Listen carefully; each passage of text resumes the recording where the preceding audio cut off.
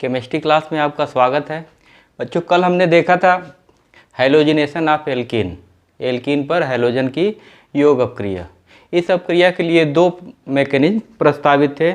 एक मैकेनिज्म था open chain mechanism और दूसरा cyclic halonium ion mechanism. Open chain से नॉर्मल प्रोडक्ट क्लियर होता है और साइक्लिक हैलोनियम आयन से प्रोडक्ट की स्टीरियोकेमिस्ट्री क्लियर होती है। इस प्रकार दोनों का अपना अपना महत्व है। अब हम देखेंगे nucleophilic addition reaction. Nucleophilic addition reaction. अब तक हमने देखा था electrophilic addition reaction. Electrophilic addition reaction में क्या होता था? एल्कीन पर कोई इलेक्ट्रोफाइल अटैक करता था। एल्कीन पर इलेक्ट्रोफाइल का अटैक पहले स्टेप में होता था। ये इलेक्ट्रोफाइल ये इलेक्ट्रॉन रिच सेंटर है। इलेक्ट्रॉन रिच सेंटर पे वही अटैक करेगा जो इलेक्ट्रॉन डिफिशिएंट होगा। अगर वो भी इलेक्ट्रॉन रिच रहे, सपोज करिए X माइनस लेते हैं, ये भी इलेक्ट्रॉन रिच है और ये भी इलेक्ट्रॉन रिच, यानी कि निगेटिवली चार्ज ये भी है, निगेटिवली चार्ज ये भी है। तो क्या ये निगेटिवली चार्ज इस निगेटिवली चार्ज के पास जा पाएगा? नहीं जा पाएगा। ये दोनों एक दूसरे को रिपल्सनाइज करेंगे। अटैक किसका होगा? इलेक्ट्रोफाइल का होगा। तो एल्कीन की main reactions electrophilic addition reaction होते हैं, जिसमें पहले इलेक्ट्रोफाइल अटैक करता है और कार्बोकैटायन बनाता है, और स्टेप सेकंड में कार्बोकैटायन के पॉजिटिव सेंटर पे हैलाइड आयन अटैक करते हैं। अब न्यूक्लियोफिलिक एडिशन रिएक्शन हम देखते हैं, इसमें क्या होता है। न्यूक्लियोफिलिक एडिशन के लिए कार्बोनिल ग्रुप जाने जाते हैं। कार्बोनिल ग्रुप पे मेन रिएक्शंस अगर एडिशन का कुछ होता है तो न्यूक्लियोफिलिक एडिशन रिएक्शन होता है। देखते हैं।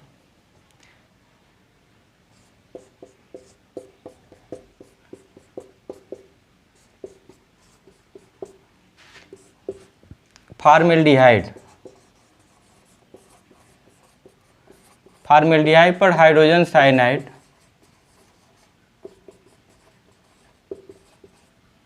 के एडिशन रिएक्शन में H ऑक्सीजन पर अटैक करता है और Cn कार्बन पर अटैक करता है, और प्रोडक्ट के रूप में साइनोहाइड्रिन मिलता है। साइनोहाइड्रिन मिलता है।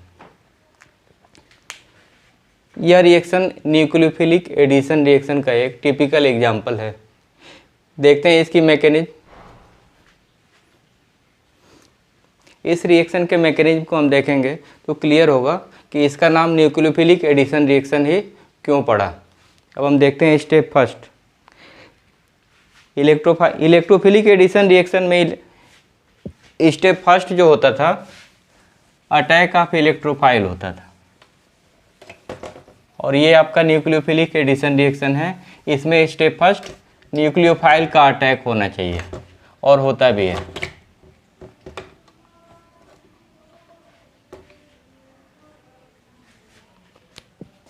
Step first generation of nucleophile.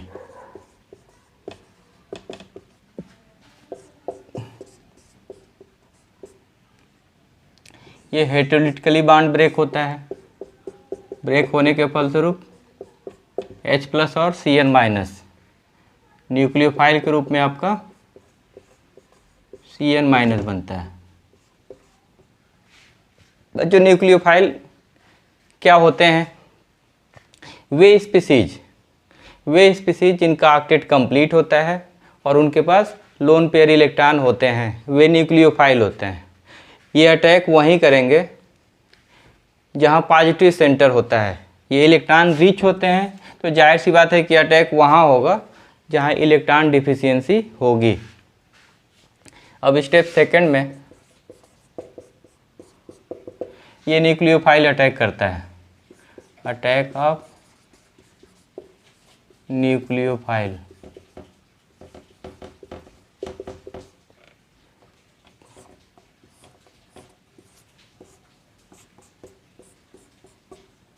ये फॉर्मेल्डिहाइड है।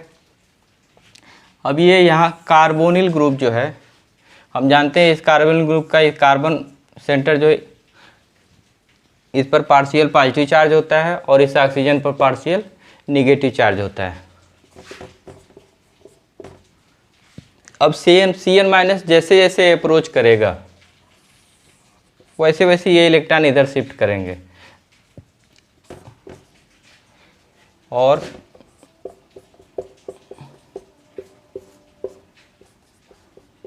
इंटरमीडिएट के रूप में ये एनायन बनता है।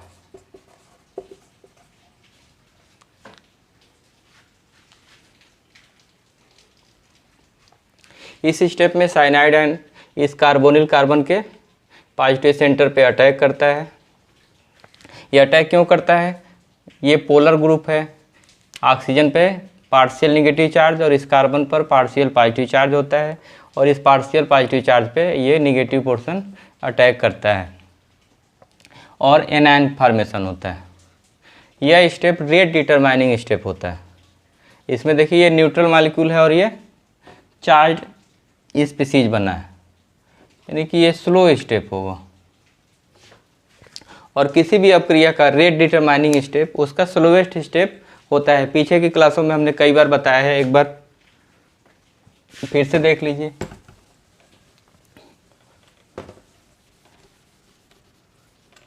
स्टेप थर्ड में देखिए, स्टेप थर्ड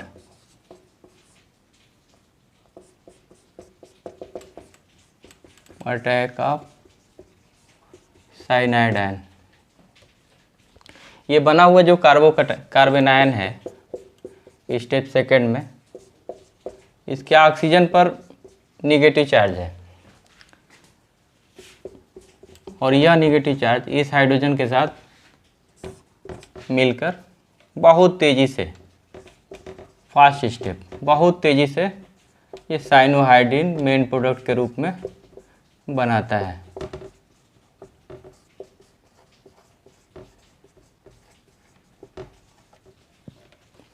मेन प्रोडक्ट के रूप में साइनोहाइड्रिन बनता है। तो इस रिएक्शन में है तो 3 स्टेप, लेकिन रिएक्शन मेनली 2 ही स्टेप के लिए जाना जाता है। फर्स्ट स्टेप में न्यूक्लियोफाइल का अटैक होता है और कार्बन आयन बनता है। बना हुआ कार्बन आयन ये चार्ज स्पीसीज है, इस कारण यह रिएक्शन स्लो होता है और स्टेप थर्ड में ये एनायन और ये H+ दोनों कंबाइन होकर साइनोहाइड्रिन मेन प्रोडक्ट के रूप में बनाते हैं। तो ये ओवरऑल न्यूक्लियोफिलिक एडिशन रिएक्शन है।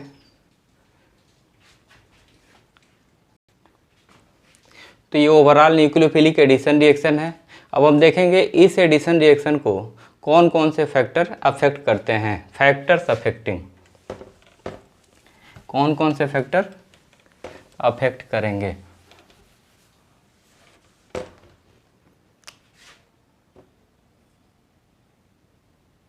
फैक्टर अफेक्टिंग से पहले देखते हैं कि ये रिएक्शन न्यूक्लियोफिलिक एडिशन रिएक्शन ही क्यों है, क्यों नहीं इलेक्ट्रोफिलिक एडिशन रिएक्शन है। सपोज करिए एक कार्बोनिल सेंटर है, इस पर पहले हम H+ का अटैक कराते हैं।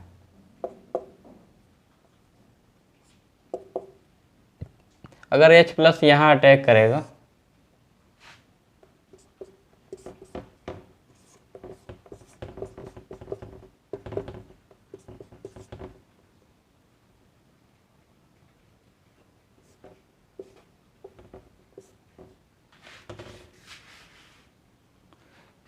H+ इलेक्ट्रोफाइल है। अगर इस इलेक्ट्रोफाइल का अगर हम पहले एडिशन कराते हैं तो प्रोडक्ट के रूप में क्या बनेगा, ये OH बन जाएगा।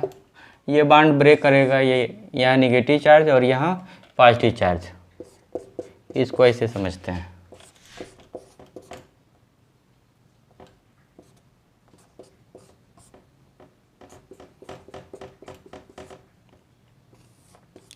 ये H यहाँ अटैक करेगा तो ये पॉजिटिव सेंटर यहाँ क्रिएट हो जाएगा। इतना क्लियर होगा आपको। जहाँ H प्लस अटैक करेगा ये दोनों इलेक्ट्रॉन आपके यहाँ आ जाएंगे और इस कार्बन पर पॉजिटिव चार्ज डेवलप हो जाएगा। H प्लस के अटैक की वजह से इसका नेगेटिव चार्ज डिमिनिश हो जाता है और ये इंटरमीडिएट बनता है। और अब देखते हैं इलेक्ट्रोफाइल की जगह पे न्यूक्लियोफाइल अटैक में क्या बनता है। सपोज करिए न्यूक्लियोफाइल का एडिशन कराते हैं, पहले अटैक कराते हैं Cn- का, तो Cn- का अटैक आप यहाँ कराएंगे और इसको हम डॉटेड लाइन से दिखा रहे हैं।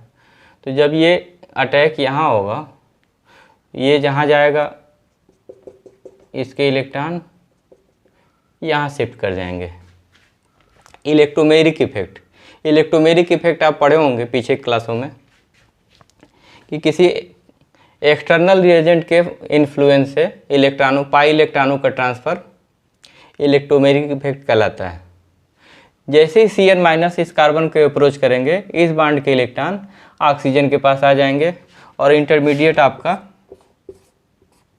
ये बनेगा। ये न्यूक्लियोफाइल के एडिशन में अटैक में और ये इलेक्ट्रोफाइल के अटैक में, दोनों के हमने इंटरमीडिएट्स बना लिए हैं। अब डिफाइन करेगा इनकी स्टेबिलिटी कि रिएक्शन इलेक्ट्रोफिलिक एडिशन होगा या न्यूक्लियोफिलिक एडिशन रिएक्शन होगा।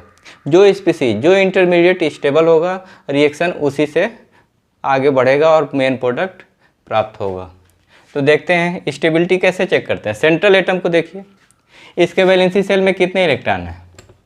कार्बन के वैलेंसी सेल में 4 इलेक्ट्रॉन होते हैं, पॉजिटिव सेंटर है, यानी कि एक इलेक्ट्रॉन कम हो गए 3 और एक इधर 1 सिग्मा 2 सिग्मा 3 सिग्मा, तीनों से एक एक इलेक्ट्रॉन और मिलेंगे। टोटल इलेक्ट्रॉन कितने हैं यहाँ 6 इलेक्ट्रॉन। और यहाँ देखिए 4 कोवेलेंट बॉन्ड है, टोटल कितने इलेक्ट्रॉन होंगे 8 इलेक्ट्रॉन। इस कार्बन का ऑक्टेट कंप्लीट है और इसका ऑक्टेट इनकम्प्लीट है। तो दोनों में स्टेबलर कौन होगा, स्टेबलर न्यूक्लियोफिलिक एडिशन का ही प्रोडक्ट होगा। न्यूक्लियोफाइल के अटैक से ही जो बना इंटरमीडिएट है, इसकी ऑक्टेट कंप्लीट है, इस वजह से ये स्टेबलर है। अगर H प्लस का अटैक कराएंगे तो ये इंटरमीडिएट प्राप्त होगा और इस इंटरमीडिएट के कार्बन सेंटर पे 6 इलेक्ट्रॉन है और न्यूक्लियोफाइल के अटैक कराने पे बने इंटरमीडिएट के कार्बन सेंटर पे 8 इलेक्ट्रॉन है। 8 इलेक्ट्रॉन सिस्टम यानी कि octet complete, octet incomplete, incomplete octet और यहाँ कंप्लीट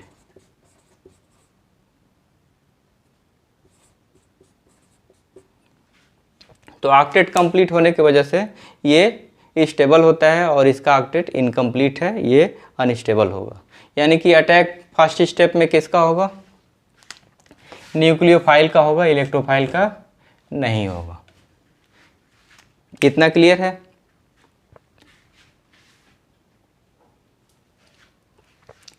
तो अब तक हमने क्लियर किया कि न्यूक्लियोफिलिक एडिशन रिएक्शन में बना प्रोडक्ट कंप्लीट ऑक्टेट के कारण ज़्यादा स्टेबल है। इस कारण पहले स्टेप में न्यूक्लियोफाइल का ही अटैक कार्बोनिल कार्बन पे होता है। अब हम देखेंगे कि कौन कौन से फैक्टर इस रिएक्शन को अफेक्ट करते हैं। Factors affecting nucleophilic addition reaction.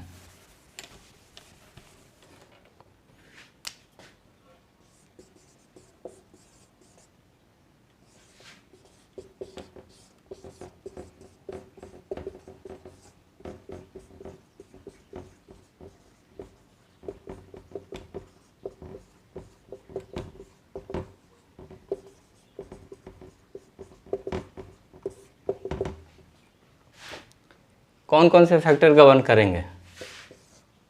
पहला होगा steric factor. Steric factor. Hysteric factor मतलब क्राउडिंग, क्राउडिंग। हम देखते हैं एग्जाम्पल से इसको समझते हैं। ये सिंपल है, फॉर्मेल्डिहाइड। दूसरा रिएजेंट लेते हैं एसिटल्डिहाइड, और तीसरा रिएजेंट लेते हैं एसीटोन। फॉर्मेल्डिहाइड, एसिटल्डिहाइड और एसीटोन, इस कार्बोनिल सेंटर से हाइड्रोजन अटैच हैं। इस कार्बोनिल सेंटर से एक बल्की ग्रुप मेथिल और दूसरा स्मॉल ग्रुप हाइड्रोजन अटैच है। और इस एसीटोन में दो बल्की ग्रुप हैं, मेथिल ग्रुप, बल्की ग्रुप, कोई आपका स्मॉल ग्रुप नहीं है। और न्यूक्लियोफाइल का इस पर अटैक कराना है। सपोज करिए कि कोई M है प्लस और इस पर माइनस, किसकी साइज बड़ी होगी, लार्जर साइज किसकी होगी, एनायन की साइज बड़ी होती है या कैटायन की? एनायन की साइज काफ़ी बड़ी होती है। एनायन की साइज कैटायन की अपेक्षा बहुत ही बड़ी होती है। अब यहाँ देखिए, न्यूक्लियोफाइल का अटैक करना है, बड़े ग्रुप का अटैक करना है, तो कहाँ अटैक होगा? वहाँ अटैक होगा जहाँ हिंड्रेंस कम होगा, स्टेरिक फैक्टर कम होंगे।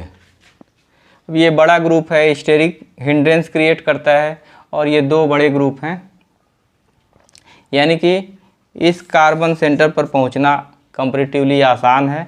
इससे थोड़े से डिफ़िकल्ट इसमें होगा, और सबसे ज़्यादा डिफ़िकल्टी यहाँ होगा। तो बहुत सारे ऐसे रिएक्शन मिलेंगे कि फॉर्मेल्डिहाइड देगा और ये नहीं देगा। रीज़न क्या है कि इस कार्बन की रिएक्टिविटी स्मॉल ग्रुप होने के कारण अधिक है, और इस कार्बन की रिएक्टिविटी ये बल्की ग्रुप होने के कारण कम हो जाती है। न्यूक्लियोफाइल की साइज बड़ी होती है, वहीं अटैक कर पाएंगे जहाँ हिंड्रेंस कम होगा, यानी कि रिएक्टिविटी फॉर्मेल्डिहाइड की ज़्यादा है एसिटल्डिहाइड की, और एसिटल्डिहाइड की ज़्यादा है एसीटोन से, यानी कि 1 2 3 ये ऑर्डर होगा। हम समझते हैं, आपको ये बात अच्छे से समझ आ गई होगी। अब दूसरा फैक्टर हम देखते हैं, पॉजिटिव चार्ज इंटेंसिटी। दूसरा फैक्टर देखते हैं, दूसरा फैक्टर है charge intensity of carbonyl carbon. दूसरा है पॉजिटिव चार्ज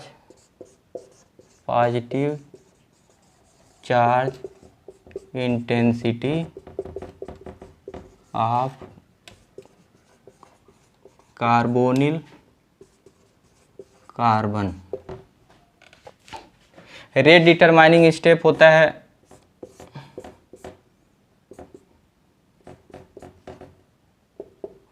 किसी भी न्यूक्लियोफिलिक एडिशन रिएक्शन का रेट डिटरमाइनिंग स्टेप न्यूक्लियोफाइल का अटैक होता है। न्यूक्लियोफाइल उस कार्बन सेंटर पे इजीली अटैक करेंगे जिस कार्बन सेंटर पे पॉजिटिव चार्ज डेंसिटी ज़्यादा हो।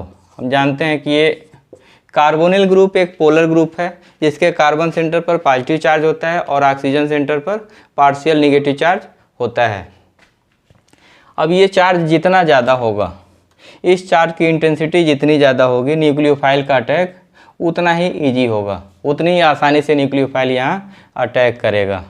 तो वे फैक्टर जो इस चार्ज को बढ़ाते हैं वो न्यूक्लियोफिलिक एडिशन रिएक्शन को कम करेंगे, और जो फैक्टर इस चार्ज को घटाते हैं, जो फैक्टर इस चार्ज को बढ़ाएंगे न्यूक्लियोफिलिक एडिशन रिएक्शन को फैसिलिटेट करेंगे, और जो फैक्टर इस चार्ज को घटाएंगे डिक्रीज करेंगे न्यूक्लियोफिलिक एडिशन रिएक्शन को अनफैसिलिटेट करेंगे। इसको देखते हैं एग्जाम्पल से क्लियर हो जाएगा।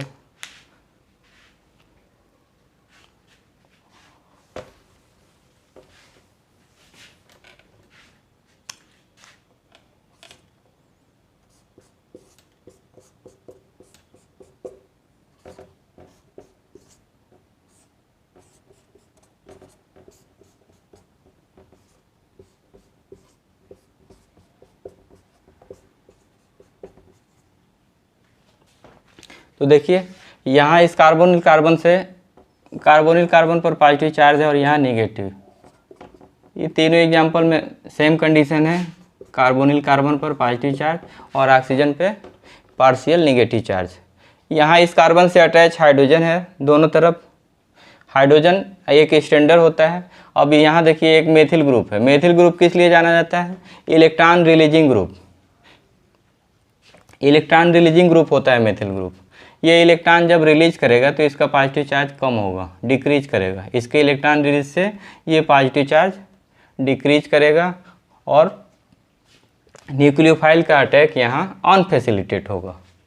इस केस में देखिए दोनों साइड से इलेक्ट्रॉन रिलीज हो रहे हैं, यानी कि ये पॉजिटिव चार्ज ये दोनों न्यूट्रलाइज करेंगे।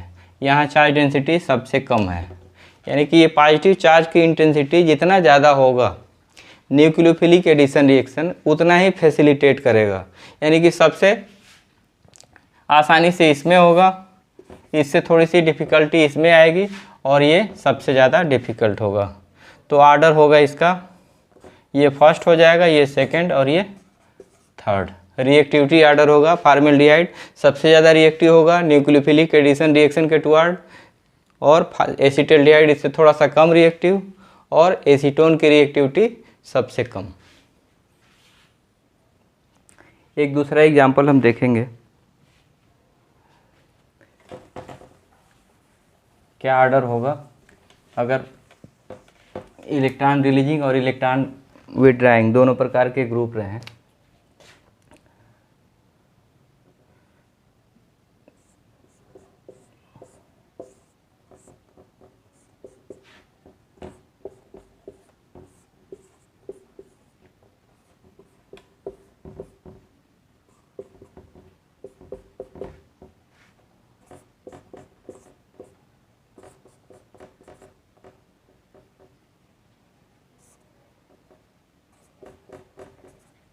ये 4 एग्जाम्पल है।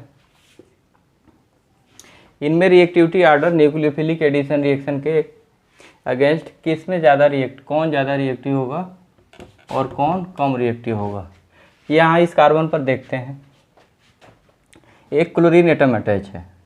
क्लोरीन जाना जाता है इलेक्ट्रॉन विड्राइंग नेचर के लिए, ये इलेक्ट्रॉन विड्राइंग नेचर के लिए जाना जाता है।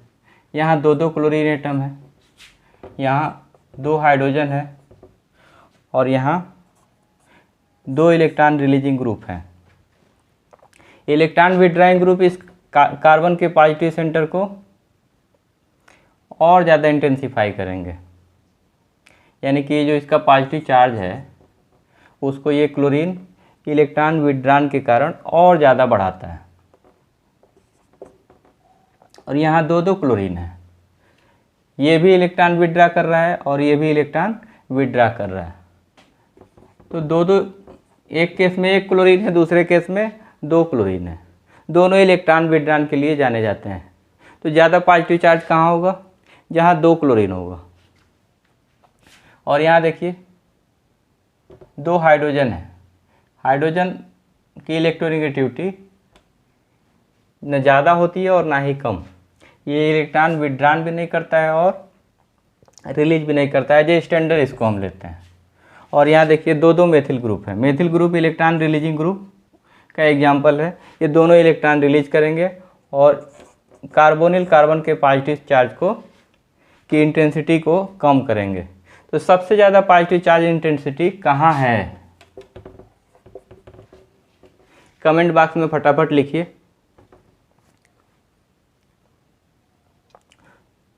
तो यहाँ 2 क्लोरीन है, सबसे ज़्यादा पॉजिटिव चार्ज रहेगा, यानी कि इसकी रिएक्टिविटी सबसे ज़्यादा होगी। इसके बाद यहाँ 1 क्लोरीन है। अब इन दोनों में देखेंगे, ये इलेक्ट्रॉन रिलीजिंग ग्रुप है और यहाँ स्टैंडर्ड हाइड्रोजन है, इलेक्ट्रॉन रिलीज भी नहीं करता है और विड्रा भी नहीं करता है। नॉर्मली माना जाता है जो न्यूट्रल, न विड्रा ना ही रिलीज। और यहाँ रिलीजिंग ग्रुप, इन दोनों में कहाँ पॉजिटिव चार्ज ज़्यादा होगा? यहाँ इलेक्ट्रॉन रिलीज हो रहा है, पॉजिटिव चार्ज कम हो रहा है, और यहाँ ना ही कम हो रहा है और ना ही ज़्यादा हो रहा है, जो है सो है। यानी कि तीसरे नंबर पे ये होगा, पहले पे ये, दूसरे पे ये, तीसरे पे ये और चौथे पे, पहले पे 2 क्लोरीन वाला, दूसरे पे 1 क्लोरीन वाला, तीसरे पे दोनों हाइड्रोजन वाले और चौथे पे 2 मेथिल ग्रुप वाले। इस प्रकार हम देखते हैं कि कार्बोनिल कार्बन पर जितना चार्ज डेंसिटी अधिक होगा उतना ही ज़्यादा न्यूक्लियोफिलिक एडिशन रिएक्शन फैसिलिटेट करेगा। एक दूसरा एग्जांपल लेते हैं हम। अगर कोई एरोमेटिक रिंग कार्बोनिल ग्रुप से अटैच है तो प्रोडक्ट, उस केस में किसकी रिएक्टिविटी ज़्यादा होगी? पहला केस लेते हैं फॉर्मल्डिहाइड का, दूसरा लेते हैं बेंजल्डिहाइड का,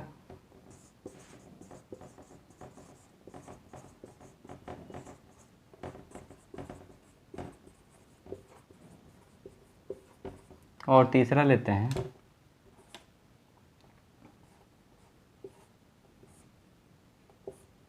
एसीटोन का। न्यूक्लियोफिलिक एडिशन रिएक्शन में किसकी एक्टिविटी ज़्यादा होगी, कौन फैसिलिटेट करेगा?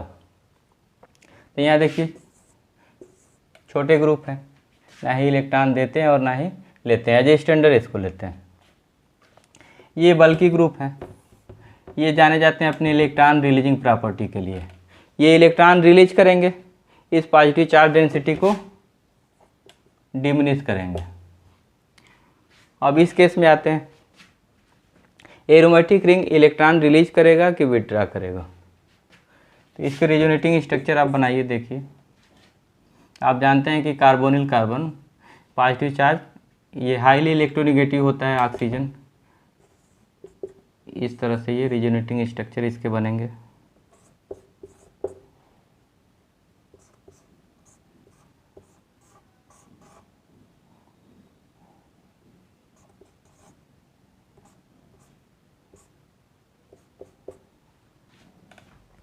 तो ये रिंग इलेक्ट्रॉन रिलीज कर रहा है, इस इलेक्ट्रॉन रिलीज से इसका पॉजिटिव चार्ज क्या होगा, कम होगा। तो ये रिजोनेंस से रिलीज हो रहा है और यहाँ इंडक्टिव इफेक्ट से रिलीज हो रहा है। किसकी रिएक्टिविटी ज़्यादा होगी? आप जानते हैं रिजोनेंस इफेक्ट हमेशा इंडक्टिव इफेक्ट पे डोमिनेट करता है, यानी कि सबसे ज़्यादा रिएक्टिविटी इसकी होगी, फिर इसकी होगी और इसकी होगी।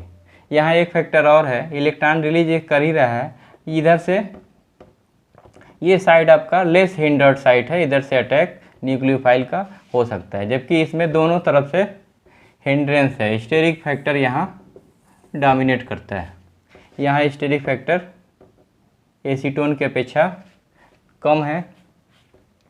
ये इलेक्ट्रॉन रिलीजिंग है, इन दोनों की रिएक्टिविटी देखेंगे, इन दोनों में कौन ज़्यादा रिएक्टिव होगा। ये इलेक्ट्रॉन रिलीजिंग ग्रुप है और यहाँ कोई इलेक्ट्रॉन रिलीजिंग ग्रुप नहीं है, तो इन दोनों में यहाँ चार्ज डेंसिटी ज़्यादा होगा और इसकी रिएक्टिविटी ज़्यादा होगी, यानी कि first is more reactive than second. और इन दोनों में रिएक्टिविटी देखेंगे तो यहाँ स्टेरिक फैक्टर डोमिनेट करता है, स्टेरिक फैक्टर है और इलेक्ट्रॉन रिलीजिंग ग्रुप भी है। और यहाँ स्टेरिक फैक्टर बस एक साइड में है, दूसरे साइड में स्टेरिक फैक्टर नहीं है, यानी कि सबसे ज़्यादा रिएक्टिविटी होगी फॉर्मल्डिहाइड की, दूसरे नंबर पे बेंजल्डिहाइड की और फिर तीसरे नंबर पे एसीटोन की। ये डिक्रीजिंग ऑर्डर होगा। तो इन तीनों की रिएक्टिविटी की कंपैरिजन आपको समझ में आ गया होगा। इस प्रकार हम देखते हैं न्यूक्लियोफिलिक एडिशन रिएक्शन में स्टेरिक फैक्टर और कार्बोनिल कार्बन पर पॉजिटिव चार्ज इंटेंसिटी, दो फैक्टर हैं जो रिएक्शन को गवर्न करते हैं। जितना ज़्यादा